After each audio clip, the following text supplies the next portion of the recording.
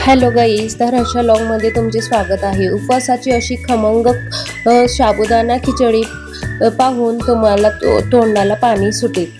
तर बघा, रात्री मी साबुदाणा भिजत घातला होता।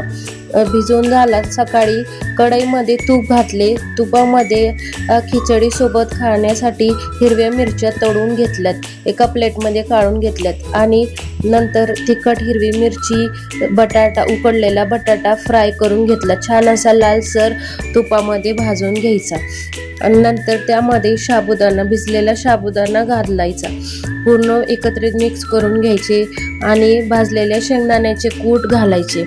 हे पूर्ण एकत्रित मिक्स करून घ्यायचे आणि वाफवून घ्यायचे 5 मिनिटे। खूप छान अशी मऊसूत दाणेदार खिचडी बनते। तर बघा, आणि आज आहे नागपंचमी। नागपंचमीला आमच्याकडे चिरत नाहीत आणि तवा सुद्धा ठेवत नाहीत। तुमच्याकडे पण करतात का ही पद्धत? नक्की कमेंट करून सांगा। तर मिरच्या मी अशा हातानेच तोडून घेतल्या, त्यामुळे त्या मोठ्या मोठ्या दिसत आहेत आणि चवीपुरते मीठ घालायचे आणि मी खिचडीमध्ये थोडीशी साखर सुद्धा घालते, चवीपुरते एकदम थोडीशी। तुम्हाला हवी तर घालायची, नाही नसेल आवडत तर नका घालू। असं पूर्ण एकत्रित मिक्स करून घेतले। तर बघा, वाफवून घेतली, छान अशी दाणेदार सुटसुटीत खिचडी बनवून तयार आहे। रेसिपी आवडली तर नक्की लाईक करा, चॅनलला सबस्क्राईब करा। थँक्यू।